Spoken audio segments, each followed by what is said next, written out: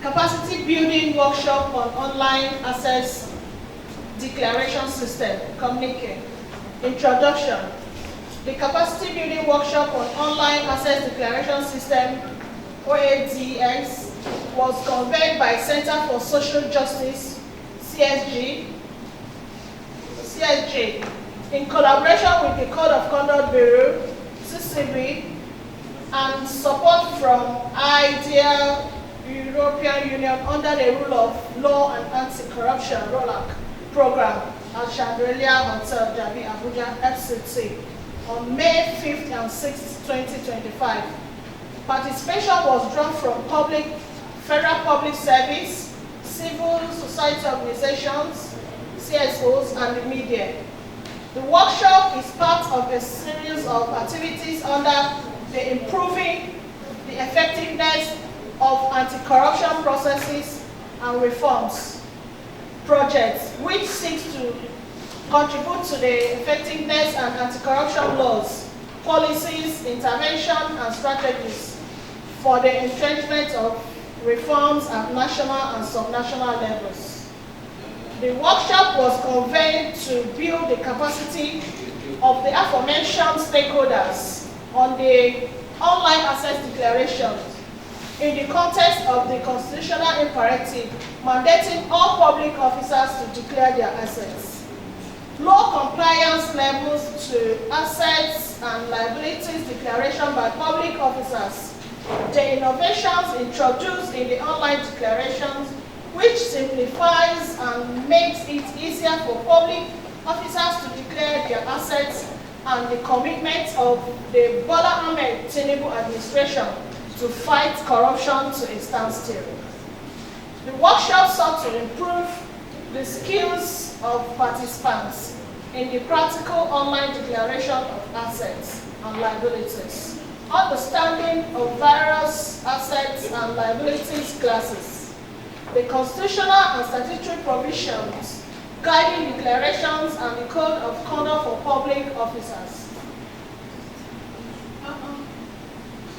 Participants stated their expectations to include what, when, how, and why of assets declarations, full and practical understanding of various assets and liabilities, timing for declaration of assets, understanding the online assets and liabilities declaration regime, any exemptions from the assets and liabilities regime, understanding the link between assets declaration and ethics in governance, gifts and gifts registers, understanding collaborations between the Bureau and other anti-corruption agencies, the sanctions regime of the CCB and Code of Conduct Tribunal, anti-corruption strategies, role of online access declarations in fostering accountability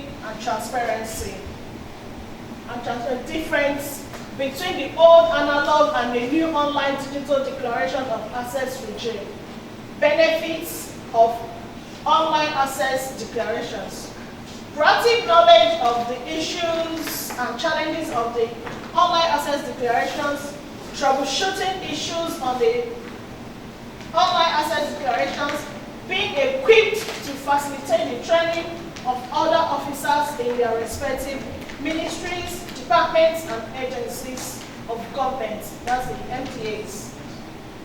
Being equipped to inform and educate others, and to hold duty bearers to account. The following presentations were made: the Code of Conduct Bureau, Code of Conduct for Public Officers, and the Code of Conduct Tribunal. The next one, categories of assets and liabilities. Step by step on online assets declaration procedure.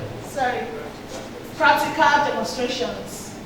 A bill for an act to make the assets and liabilities declared by public officers accessible to the public, protect the privacy of declarants and other matters connected therewith. The case for a full implementation of the online assets and liabilities declaration regime. 2 group exercises were conducted to sharpen participants' knowledge and understanding of the issues at stake. Number 2, observation. The workshop made the following observations. A. Contextually, online assets declarations is premised on the Constitution of the Federal Republic of Nigeria 1999 as amended, which makes it mandatory for all public officers to declare their assets and liabilities. From the cleaner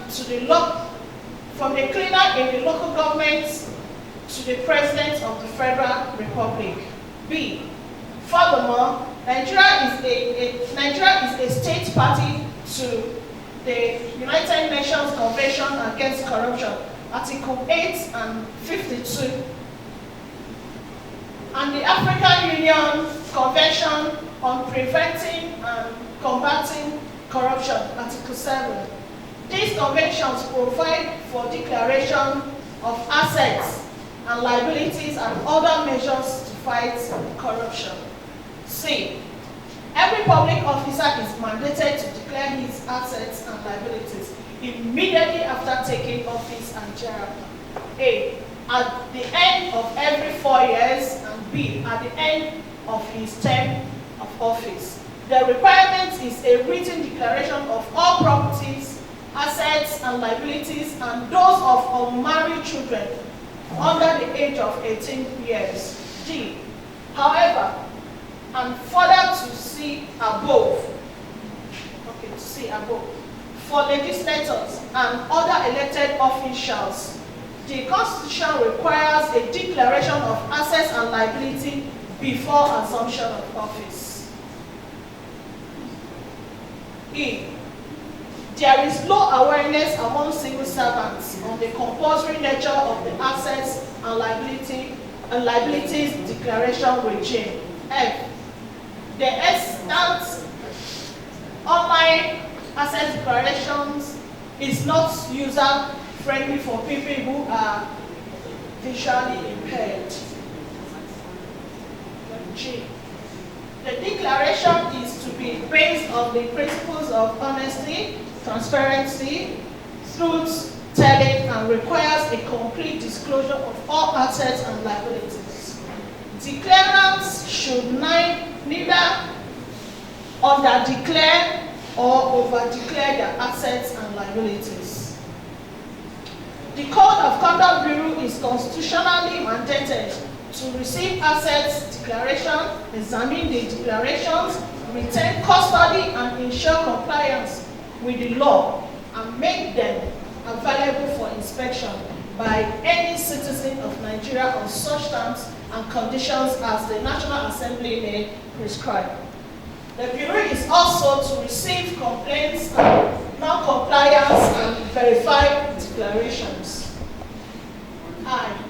The Constitutional Code of Conduct in the 5th Schedule provides detailed rules of conduct mandatory for public officers across the 3 tiers of government.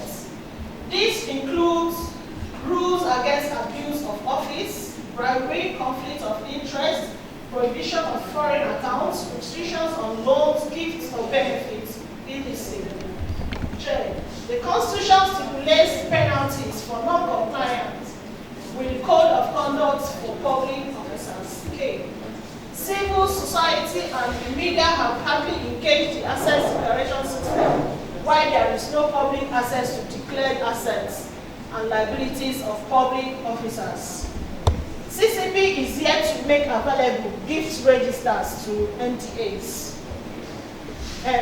Participants recall the challenges facing the CCB in the execution of its mandates, including poor funding, and the fact that only one panel of the Code of Conduct Tribunal serves the entire country. Resolutions. Based on the foregoing observations, the workshop resolved as follows. A. Public officers should promptly and honestly declare their assets and liabilities in a timely manner in accordance with constitutional stipulates. Participants resolve to enlighten and sensitize other public officers within their MDAs and subject to availability of resources to organize step-down training in collaboration with CCB. C. Federal government should consider increased funding and support to the Bureau to facilitate the enhanced performance of its constitutional duties. D. The National Assembly in the Constitution Amendment exercise should consider increasing the panels of the Code of Conduct Tribunal to adjudicate infractions of the Code of Conduct for public officers. E. The National Assembly should expeditiously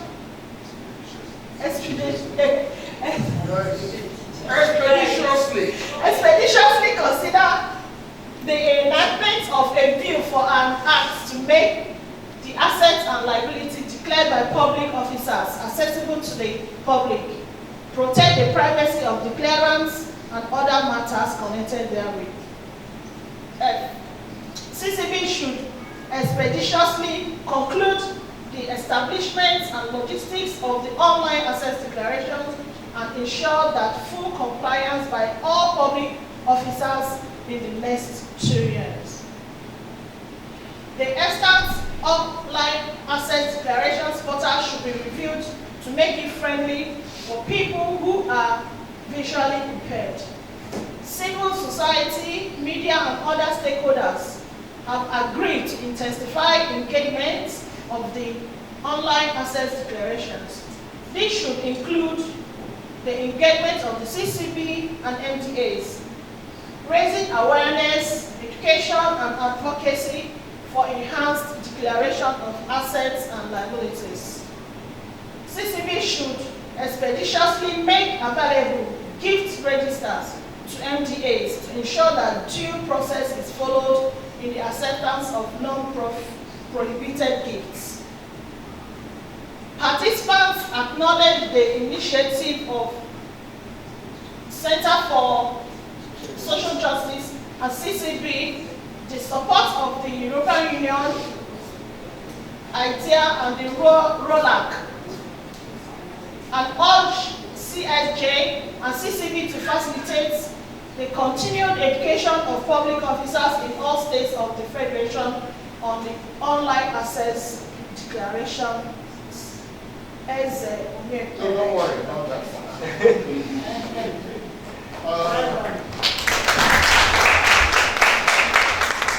Thank you for reading that. This is